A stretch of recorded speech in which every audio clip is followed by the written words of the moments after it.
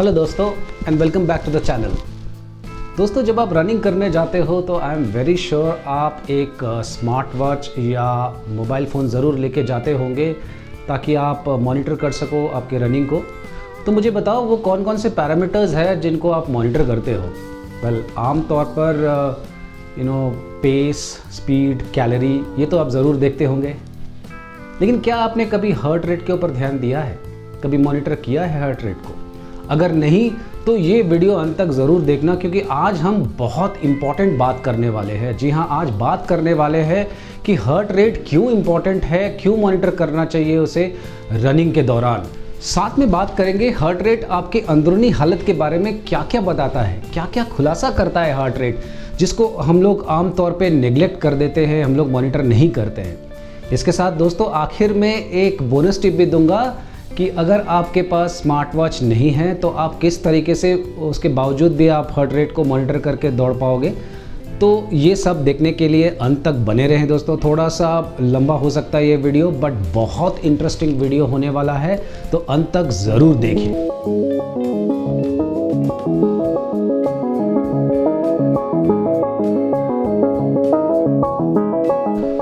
दोस्तों, heart rate क्या है और उसे कैसे कैलकुलेट करते हैं, इसको जानने के पहले जानते हैं कि हार्ट का एक normal functioning during any activity कैसे होता है।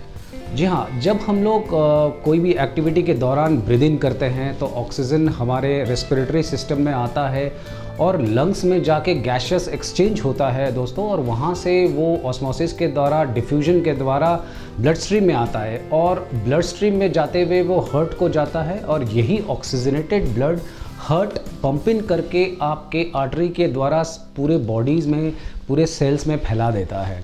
जी हाँ, इसी तरीके से ऑक्सीजन आपके ब्लड स्ट्रीम के द्वारा बॉडी के हर पार्ट्स में चला जाता है। अब सवाल ये आता है कि ऑक्सीजन की क्या ज़रूरत है। जी हाँ, जब हम लोग कोई एक्टिविटी करते हैं तो उस एक्टिविटी के लिए हमें एनर्जी की ज़रूरत होती है। वो एनर्जी कैसे आएगा?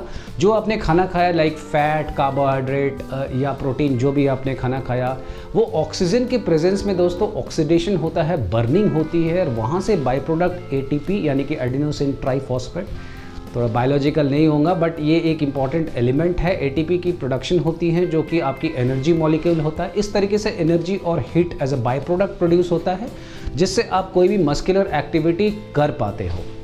अब जिस तरीके से ऑक्सीजनेटेड ब्लड हार्ट पंप करता है, उसकी जो रिक्वायरमेंट है, जिस तरीके से अगर आप एक्टिविटीज़ धीरे धीरे जैसे आप बढ़ाते हैं, intensity of the activity as you increase, the muscular system sends a signal to the brain that they need more and more oxygen to burn more and more of your food to generate fuel and energy।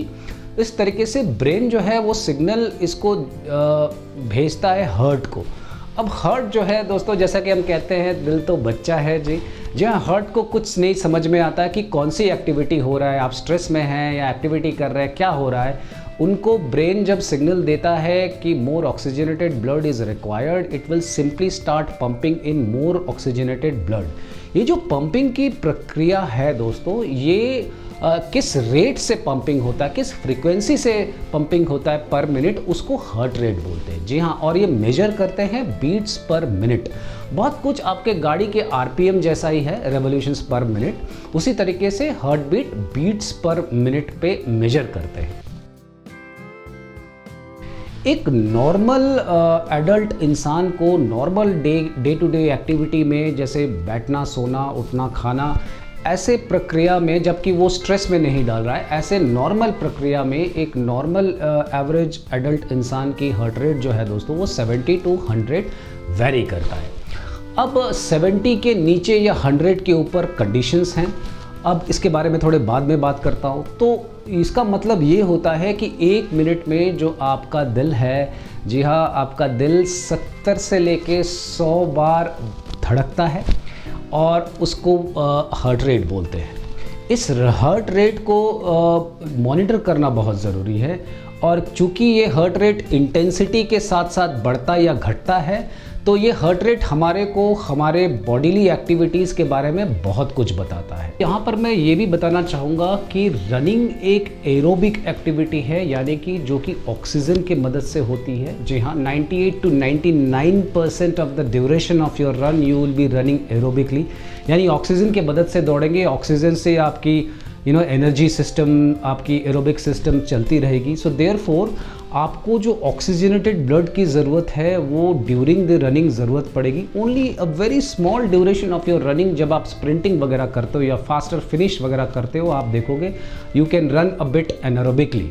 क्योंकि क्या होगा, अगर आप high intensity के साथ लंबे distance आप भाग नहीं पाओगे, क्योंकि ऑक्सीजन के एब्सेंस में लैक्टिक एसिड भी प्रोड्यूस होगा जो आपको उस हायर इंटेंसिटी पे मस्कुलर एक्टिविटी करने नहीं देता है दोस्तों। And therefore it is so very important that आप अपनी रनिंग को एरोबिकली यानी विथ ऑक्सीजन ही करें, ताकि आप लॉन्गर डिस्टेंस जा सके। And that is the reason why oxygen supply to the muscle is so very important, and that is exactly the reason why आपके हार्ट रेट को मॉनिटर करना कितना ज़रूरी है। दोस्तों, अब समझते हैं कि आपके हार्ट रेट को कौन कौन सा फैक्टर इफ़ेक्ट करता है। जी हाँ, हार्ट रेट जैसे कि आप नॉर्मल समय में 70 to 100 है, लेकिन अगर आप एक्टिविटी करने लगोगे, बॉडी को स्ट्रेस में डालोगे, मस्कुलर स्ट्रेस में डालोगे, चाहे वो दौड़ना हो, वॉकिंग हो या सीढ़ी चढ़ना हो, स्विमिंग हो, कुछ भी एक्टिविटी हो, तो हार्ट रेट धीरे धीरे इंक्रीज़ होगा, क्योंकि बॉडी को ज़्यादा से ज़्यादा ऑक्सीजन चाहिए होता है। ठीक इसी तरीके से दोस्तों, बॉडी जब भी नॉर्मली स्ट्रेस में भी आप रहोगे, आज के भाग दौड़ भरी ज़िंदगी में आप स्ट्रेस में तो रहते ही हैं, वो स्ट्रेस भी झलकेगा आपके हाई हार्ट रेट के द्वारा। जब भी आप स्ट्रेस में रहोगे तो आपकी हार्ट रेट नॉर्मल से ज़्यादा ज़रूर हाई जाएगी, क्योंकि कॉर्टिज़ोल का प्रेजेंस बढ़ जाता है। ठीक उसी तरीके से अगर आपकी नींद पूरी नहीं हो रही है, you are not taking 8 to 9 hours of sleep, your heart rate is bound to increase. Apart from this there are external factors, like अगर आप स्मोकिंग करते हो, बहुत ज़्यादा ड्रिंकिंग करते हो, तो डेफिनेटली नेक्स्ट डे या जब भी आप ऐसा एक्टिविटी करते हो, नेक्स्ट डे आपका हार्ट रेट हाई ही रहेगा। कुछ मेडिकल कंडीशंस है, अगर आप हाई ब्लड प्रेशर वगैरह के पेशेंट है, तो डेफिनेटली हार्ट रेट थोड़ा, या कोई मेडिकेशन चल रहा है, बहुत सारी मेडिकेशन इंटरवीन करती है, वो आप डॉक्टर से अपनी बात कर सकते हैं, तो उस वजह से भी हार्ट रेट हाई रहता है। इसके अलावा क्लाइमेटिक कंडीशन जैसे हाई ह्यूमिडिटी या हाई टेम्परेचर अगर वहाँ रहता है, तो आपकी हार्ट रेट ऊपर जा सकता है। अगर चाय कॉफ़ी ज़्यादा पीते हो, कैफ़ीन कंटेंट बॉडी में बहुत ज़्यादा है, तो भी हार्ट रेट हाई हो सकता है। तो बहुत सारी फैक्टर्स है जो हार्ट रेट को इफ़ेक्ट करता है। अगर कन्वर्सली बोले, अगर आप हार्ट रेट को मॉनिटर कर रहे हो और अगर ये फैक्टर्स में से कोई भी एक फैक्टर आपके बॉडी में प्रेजेंस है, तो हार्ट रेट हाई जाएगा, और आप हार्ट रेट हाई देखकर उन चीज़ों पे भी वापस जा सकते हैं कि क्या वजह है मेरा हार्ट रेट हाई जा रहा है।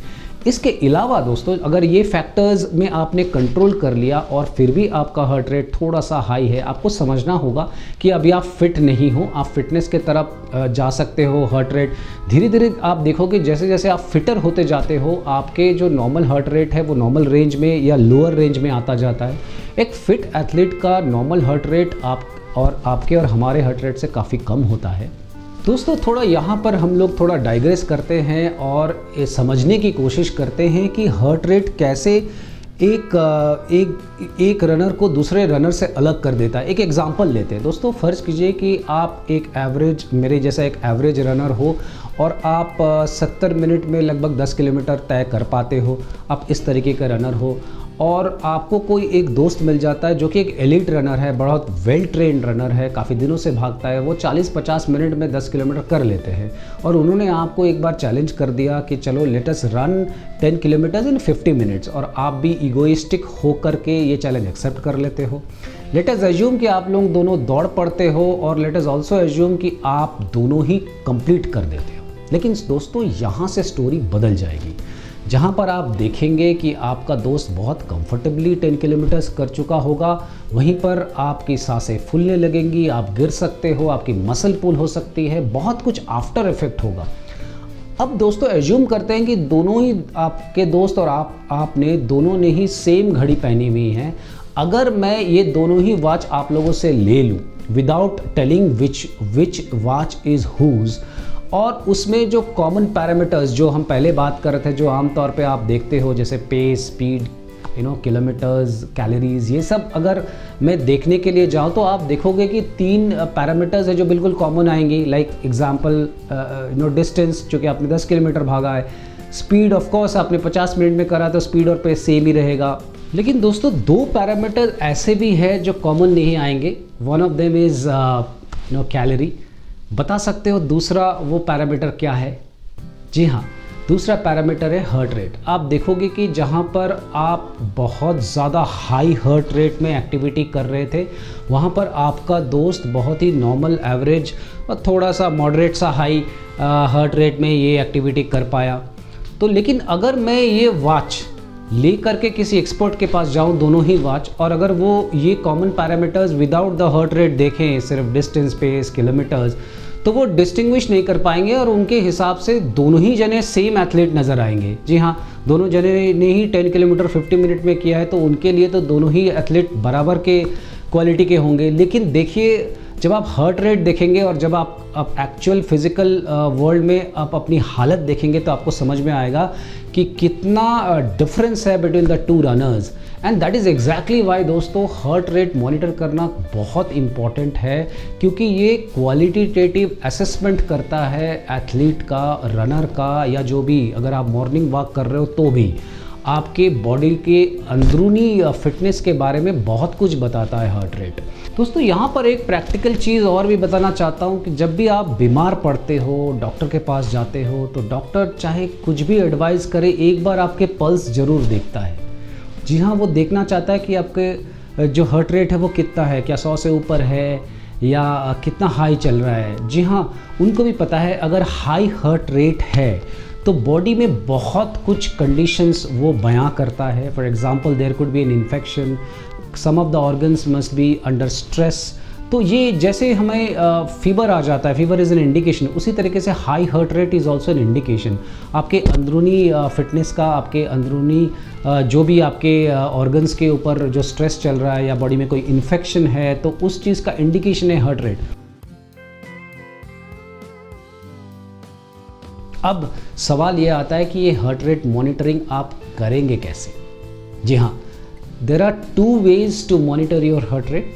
सबसे पहला, आप एक स्मार्ट वॉच ले सकते हो इस तरीके का। जी हाँ, कोई सा भी ब्रांड चलेगा। आजकल टेक्नोलॉजी बहुत अच्छा हो गया है दोस्तों, जो हार्ट रेट सेंसर है बहुत इम्प्रूव्ड हो चुके हैं, और कॉस्टिंग वाइज देखें तो आजकल 2-3,000 से ही स्मार्ट वॉचेस स्टार्ट हो जाते हैं, जिनमें हार्ट रेट मॉनिटर करने की जो सेंसर्स हैं वो होती हैं। तो आप कोई भी ब्रांड का ले लें और हार्ट रेट उसमें आप मॉनिटर कर सकते हैं। इसके अलावा दोस्तों, अगर आपको थोड़ी सी भी एक्यूरेट हार्ट रेट मॉनिटरिंग चाहिए तो आपको हार्ट रेट चेस्ट आते हैं, चेस्ट बेल्ट आते हैं। मैं दिखा सकता हूँ। जी हाँ, इस तरीके की हार्ट रेट चेस्ट बेल्ट आती हैं, जिसमें ये मशीन जो है ये लग जाता है इसके ऊपर कुछ इस तरीके से ये इसके ऊपर लग जाता है। और जी हाँ, ये इसको आप बॉडी के अंदर एक्चुअली विदाउट द ड्रेस आपको यहाँ पर लगाना होगा। तो ये दोस्तों बहुत एक्यूरेट रिजल्ट देता है, क्योंकि ये इलेक्ट्रोकार्डियोग्राम जैसे इस्तेमाल होता है और इसकी जो रीडिंग है वो थोड़ा बहुत ज़्यादा एक्यूरेट है। थोड़े से महंगे भी होते हैं, लेकिन बहरहाल आज के वॉचेस भी अच्छे होते हैं, एक्यूरेट होते हैं, तो आप वॉच भी लेके इसको मॉनिटर कर पाएंगे।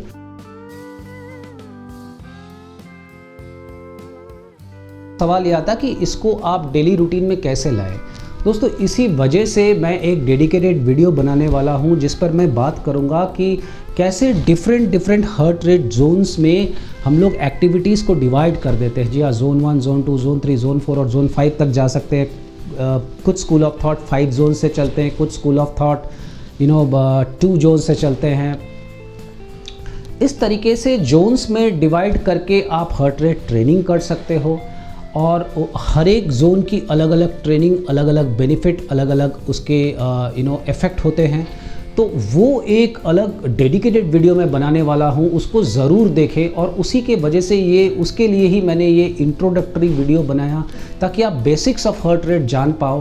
क्योंकि आगे चल के जब मैं low heart rate training, MAF training, इनके बारे में जब मैं जानकारी दूंगा, तब आपको ये हार्ट रेट और उसके फैक्टर्स के बारे में ज़रूर याद रखने पड़ेंगे। And that is the reason why this is an introductory class. अब इसके आगे दोस्तों मैं हार्ट रेट जोन्स कैसे सेट करें depending upon your personal fitness level, वो भी बताऊंगा। और कैसे उस पर जाकर आप ट्रेन करने से कैसे आप एक अच्छे फिटनेस को प्राप्त करेंगे, कैसे एक अच्छा रनर बनेंगे, वो एक आने वाले वीडियो में मैं एक डेडिकेटेड वीडियो ज़रूर बनाऊंगा। दोस्तों आपको यहाँ पर ये भी समझना होगा कि एक अच्छे रनर एक फिट और हेल्दी रनर भी होना चाहिए। जी हाँ, स्पीड तेज़ भागकर कोई डिस्टेंस कैप्चर कर लेना एक रनर की निशानी नहीं होती है। Running is a long term game, बहुत पेशेंट रहना पड़ेगा।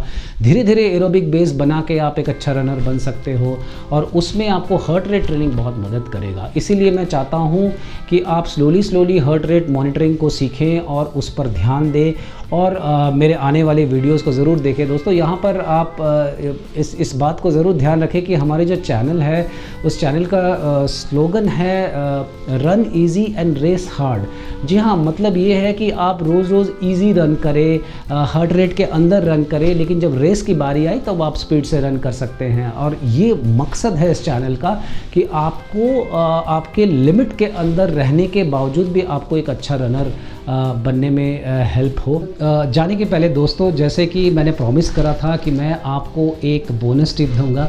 जी हाँ, वो बोनस टिप ये है दोस्तों कि अगर आपके पास घड़ी नहीं है या चेस्ट रैप भी नहीं है, और आपको हार्ट रेट, एक लोअर हार्ट रेट में भागना है, जो कि आपको थोड़ा सा एरोबिक हार्ट रेट जोन्स पे रहे और आपकी ट्रेनिंग भी अच्छी होती रही एरोबिक फिटनेस की, तो आपको करना क्या, आपके पास घड़ी तो है नहीं, आपको करना ये है, अगर आप अकेले हैं तो कोशिश कीजिए दौड़ते समय किसी भी गाने का एक स्ट्रैंजर को गुनगुनाइए। अगर आप ऐसा करते हैं और बिना हाफे उस गाने को पूरा गा सकते हैं, तो वो जो पेस है उसी पेस को पकड़ के चलिए।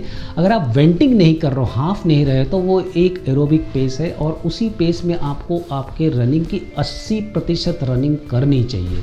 मैं कह सकता हूँ कि आप जोन 2 के आसपास रनिंग करेंगे लो हार्ट रेट ट्रेनिंग की। तो ये था वो टिप, जब आपके पास घड़ी ना हो तो कैसे डिटरमाइन करें कि किस जोन में भागना चाहिए, तो इसका आप इस्तेमाल कर सकते हैं। तो दोस्तों आज के वीडियो में बस इतना ही। वीडियो पसंद आया तो लाइक सब्सक्राइब कीजिएगा। अगले वीडियो के लिए ज़रूर इंतज़ार कीजिए, एक बहुत अच्छे टॉपिक के साथ वापस आऊँगा। तब तक देखते रहिए easy runner, run easy race hard.